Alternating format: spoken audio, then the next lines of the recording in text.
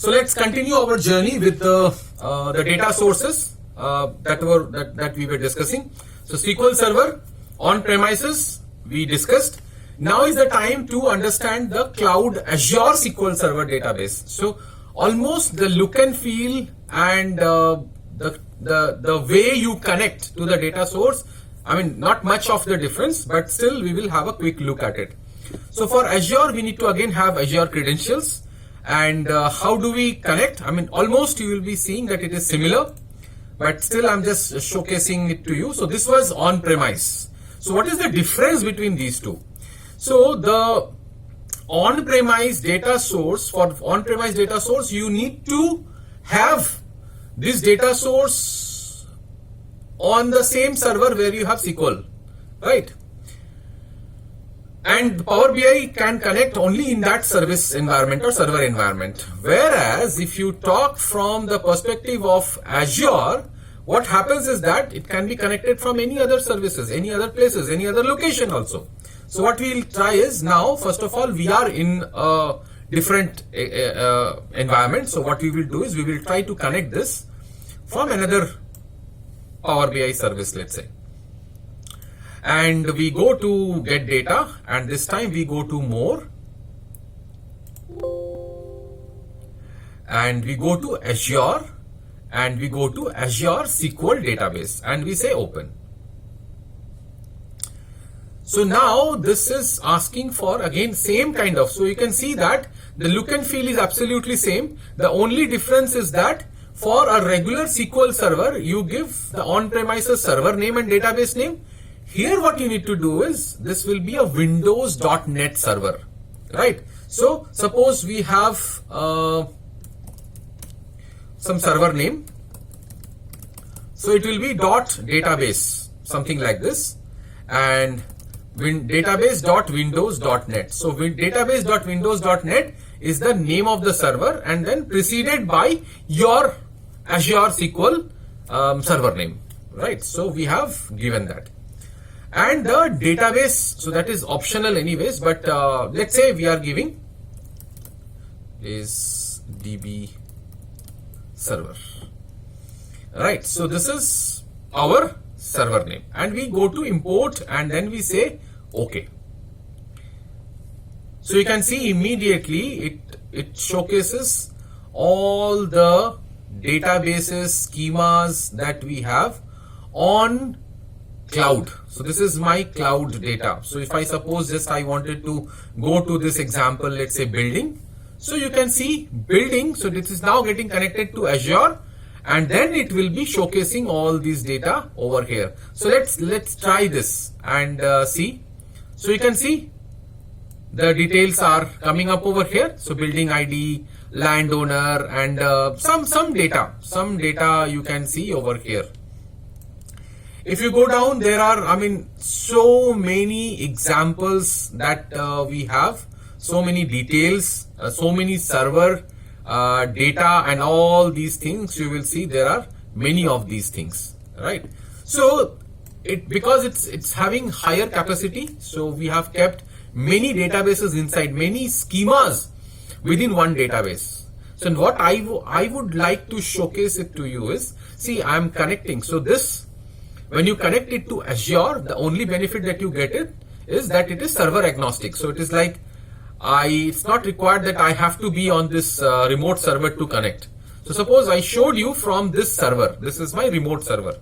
Now what I do is, I will connect to the same data source from outside. So from my local computer. So what I'll do is, so right now we are here, and I just open up Power BI desktop. So here I cannot connect to my on-premises SQL database, right? But I will be able to connect to the Azure. So let's try. So I'm just opening a fresh file, and now I am on my local machine. So not on remote. So I say more, Azure database, connect. And I'm connecting from a different source. So now same thing. First time definitely it will ask for credentials. I'm skipping that part, right? dot database dot windows dot net, and like this, and then we say OK. So you will see that the same database server is available to me over here as well. So if I just go to same building, so whatever I am seeing it over there, I am seeing it over here as well. So I can see that the same data. So which means that, so I mean, you should be just having the accessibility of that particular server. Then only you will be able to see it directly. But this accessibility is there over here. So that's why it is able to. You need to give access permission and whitelist that particular computer. Only then you will be able to see it from outside. Otherwise, you are able to open it, right? So there is a security that is in place over here. The permission is not given, as you can see it over here. The permission is not given. That's why. Otherwise, I am able to connect to this particular data source.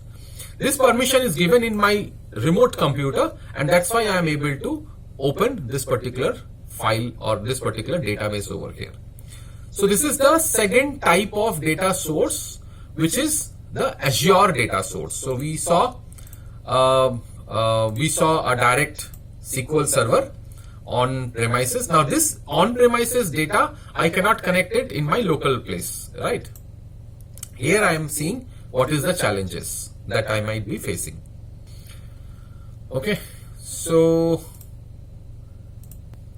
let's move towards the third type of data. So we have seen on-premise, SQL, Azure. So we have tested both the things. Now what we will do is we will be actually working on another type of data, which is as an analysis services data. So kind of a cube. So we'll see that. So what we will do is, so this time we are opening. So we are testing different types of data, right? Sources of data.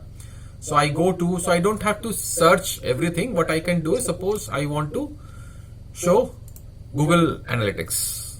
So Google Analytics, and we say connect. And I already have my servers over here. So now I will show you how it looks like on the server. So suppose I have some server I have, and it comes. So this icon that you see over here, this is the analysis services cube kind of thing, you can say. So this is the cube. So we say that, okay, I want to go inside this data. So now we are inside this particular data. This is a newly commissioned website portal, and we have associated the codes which are required to track the traffic from the website. Now earlier, if you have to do any kind of digital marketing and then understanding the penetration of your marketing campaigns, so you need so many things, and Google Analytics was a very big project actually. Nowadays it is not the case. So let's have a look at this. All my portal data can be seen directly from here. So suppose if I just wanted to see my users, so how many users are coming to my portal, and you can see the sessions. If you just go to sessions, you will see there is something like this. We have data. There is like, we can see that some of them have a small icon, which is kind of a column icon, and some of them have something like this, a different type of icon. So let's take an example. I wanted to see how many hits so I have on my website or something like this. So I have 12,206 hits. This is a fact, right? So this is a fact. Similarly, suppose if I just wanted to see these many hits and what is the average duration or how many sessions, let's say. So I can check all these things from here. Every details are possible. Now what I do is, I wanted to have the perspective of a cube. So now we have the fact, And now I wanted to add the dimensions. Look at this, how the dimension works. So I wanted to see out of this hits or out of this users. So I wanted to see the number of users also. So I now have the number of users. So 192 users have actually visited and they have given me 12,000 hits on this. It's likely, as I told you, just like we have just launched it, right, in last week, and you can see what is happening over here. Now what I can do is I wanted to bifurcate this with different perspectives. So suppose the first type I wanted to see is like, okay, are these new customers or repeat customers? So what I can do, I can simply say new and returned visitors. So new visitors, and then we have the returned visitors. So now what you are doing is you are splitting this particular data. So splitting this data. Then you wanted to see that, okay, what time, or let's say from which place these people are looking into my data, or let's say which platform. So let's say which browser they are using. So I can now see which browser they are using, Chrome, Opera, and all these stuff. So now you can see the same number. So most of them, the return visitors, they are visiting us on Chrome. So you can see it over here, right? So if I don't want it to see it from the browser perspective, I wanted to see which device they are looking into. So I can see most of them are looking into from the desktop, right? Most of them. Which operating system, that also you can see. Device model, all these things you can track over here. So if you say Geo network, so you can see. So you now know that a single number using the concepts of, you can say, dimensions. So you can just split it up and then see it from different perspectives. This is what this analytical services or the cube concept gives you. This is, I mean, if you open up any cube for that matter, so SSAS, remember we talked about SSAS. So SSAS is something like this. So it is a different environment, if it's a different application, but the look and feel will be similar. You can just drag and drop and then look into the measures and dimensions and all these things from data perspective, right? So these are the three different types. So first of all, we saw on-premises, then we saw Azure, and then we saw a cube kind of a data. Now what we will do is, we have got other data sources also. So the ones that we used in Excel, we will see how they can be utilized or they can be seen over here. So we go back to our slides, and we have seen that how to look into this data from a query editor perspective and simple kind of transformation.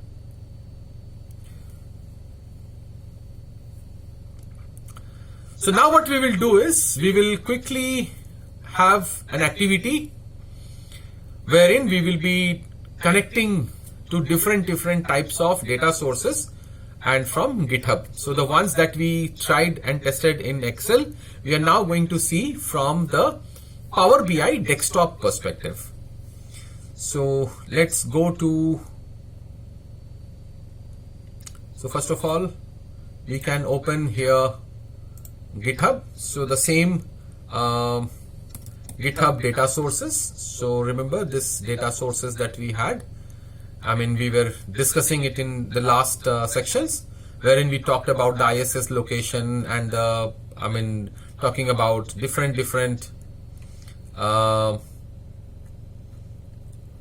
features like airport delays and all these things we saw, and how data can be taken from different perspectives. So now what we will do is, we will try to connect it with some other types of data here as well. So let's say we have got, so first of all, we will try the same concept over here also. So suppose we have this options called, I mean, meteorite landings. So this is meteorite landings data over, I mean, maybe from the year 1880 we have all these data points we have, right? So we have data till 1905 and whatever number of years are there. So now let's say I copy this data, and we know that we can actually go to the web also directly, and we have the online services, other services, we have web that we tried in Excel also. We can take that data, connect it. So first time when you are connecting, so you are connecting actually data.nasa.gov, so NASA's government data you are connecting to, and you are connecting as an anonymous because this is an open account actually for data source.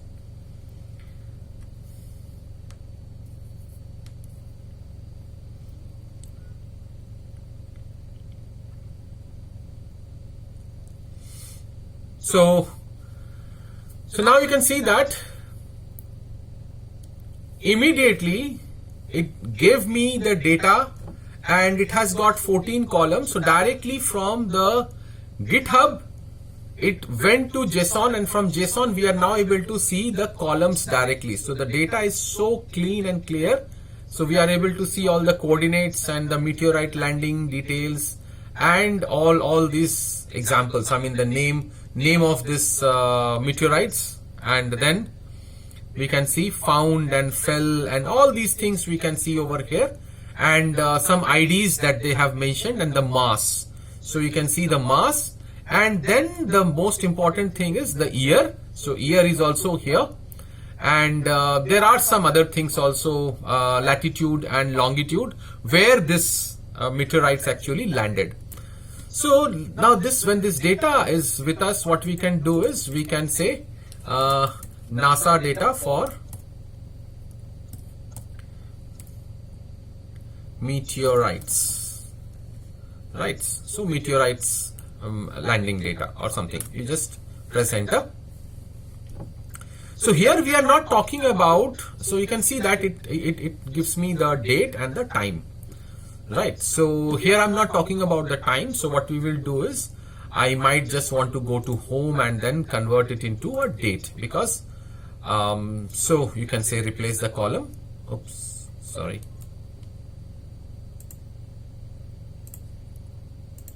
So there was an issue. So you can see over here.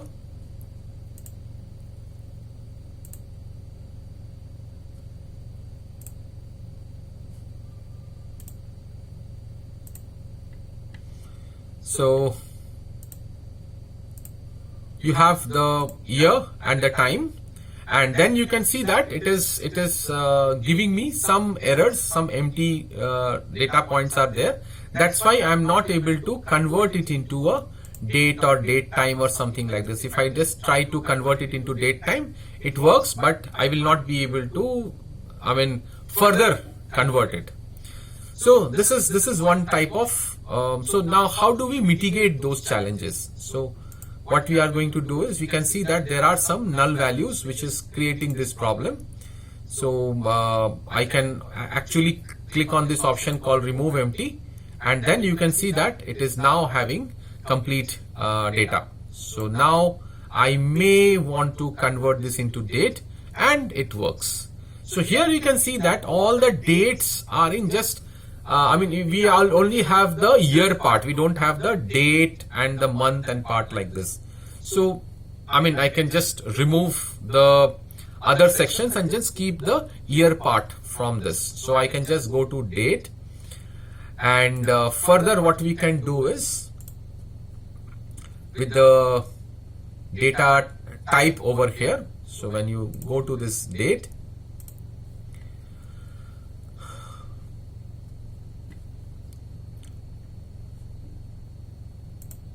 so the formats are available actually. So I mean there are options through which we can just take it into a different format and not directly into into let's say the I just wanted to have the year and all these things. So what we can do is we can just go to this split column, and I can just say delimiter split, and I say OK, and you can see that it automatically converted into 3 sections: the year and the month and the date.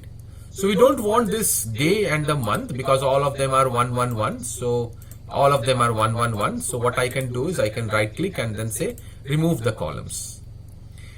And now what has happened is you can see over here, so it has got this year and all these functionalities over here.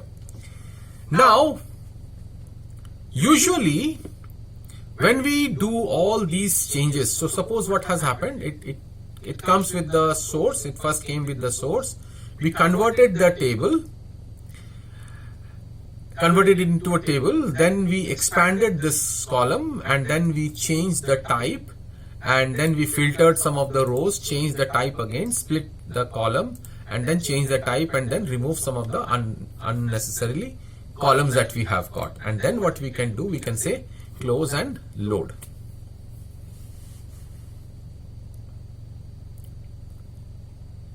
So the NASA meteorite data is over here.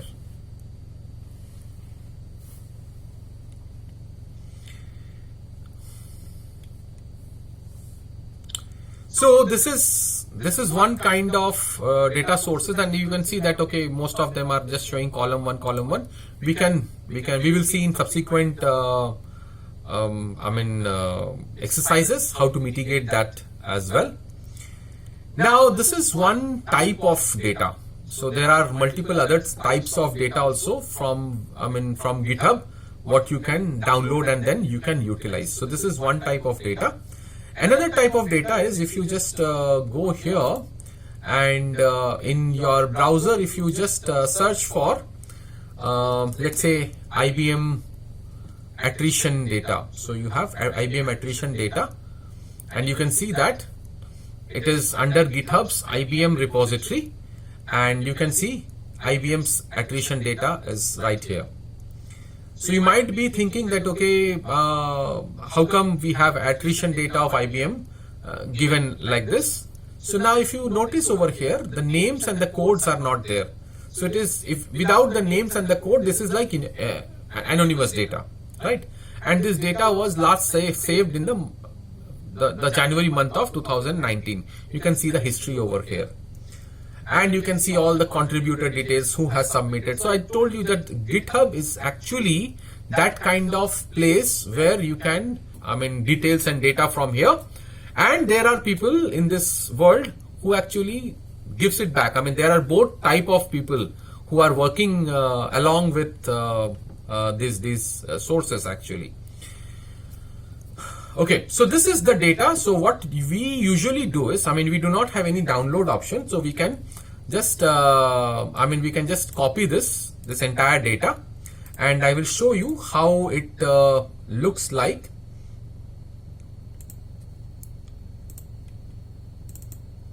So we have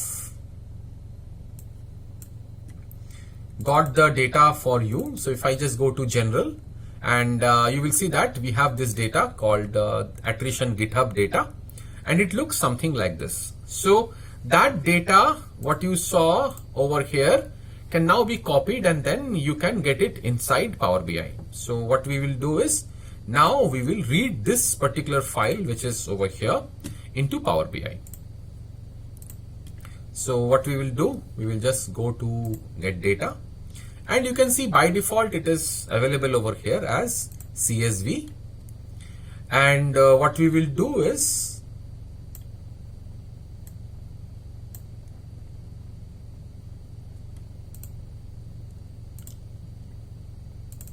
we will look forward to the data source, and then we will say open.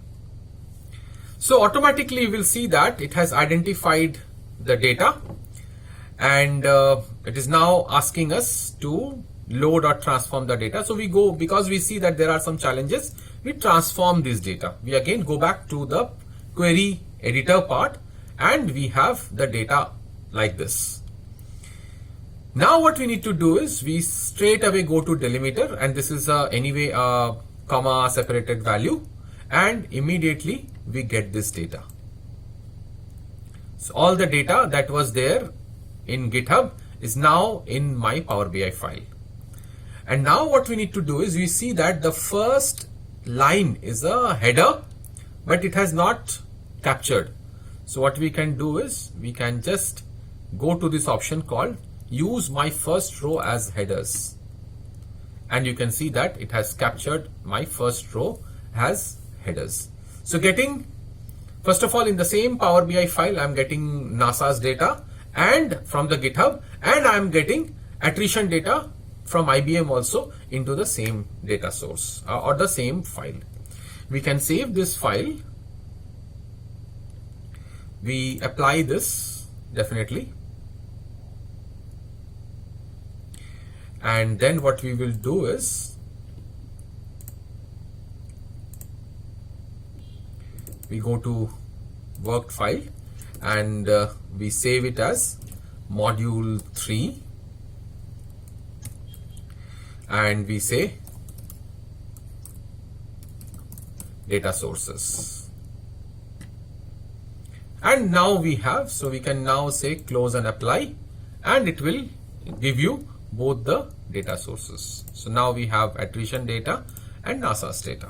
This was so in nutshell what we studied and what we understood from this particular module is that we can get data from different sources and connect to Power BI, and what happens is, like, we need to be very careful from which data sources we are getting data from, connecting data from. So those all things.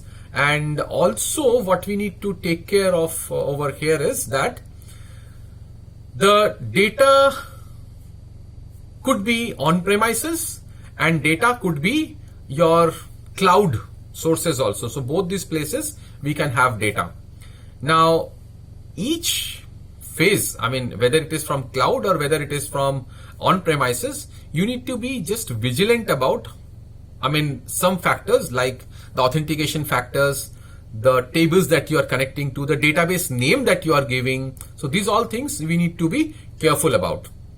And also what we need to do is we need to see that if it is connecting to Azure SQL database, so in that case the permissions should be there. If the permissions are not there, then you will not be able to connect for a particular report or a particular table or a view or structure kind of things, right?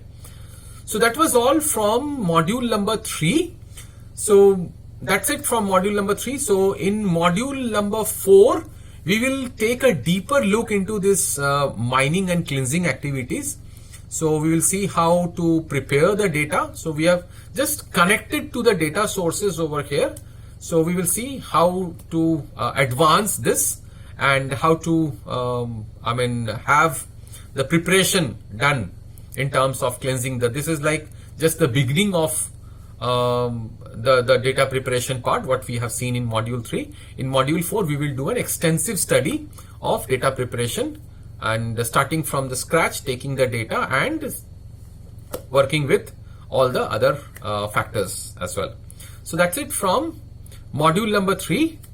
So we'll see you on module number 4. Thank you.